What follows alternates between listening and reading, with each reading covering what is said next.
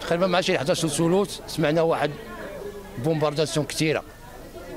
خرجنا مشينا لقينا السيده تحت الانقاذ تما ل 11 و25 غوتنا للكوميساريه.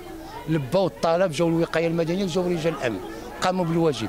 جوج العيالات اللي ماتوا من هنا ووحده تهرست. الزنقه الاخرى شعلت فيها العافيه، جوج داهم تروازيام دوغري راهم في لانيماسيون في لافيرويس، وواحد وباهم معاهم. يلاه اليوم عاد الصباح مات باهم، هذا الصباح هذا من غير هذا الشيء ما كاينش. دابا السؤال المطروح عندنا هو هاد الناس اللي بقاو، اللي مات واللي بقى حي، ما محلهم الاعراب. هما البارح باتوا غير في الخلا، باتوا في الخلا مساكن، ما كاين لا من يعيلهم وكلهم فقراء ما عادوا فين يستقروا. البارح ما باتوا غير هنا وما بغيو يدخلوا عند شي واحد، هما بين تبارك الله غير السبله فيه 4 العائلات وزيد الوسط فيه جوج وزيد الفوق وما خدامينش كيبيعوا في الزنقه.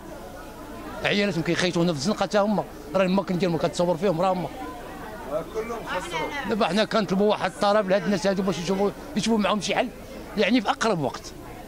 وكاين الناس كبار 70 سنه، وكاين المراه في عمرها 80 سنه، وكاين ناس وليداتهم ها هي. دابا حنا كنطلبوا شي التفاته ملكيه تنظر من حال هاد الناس هادو.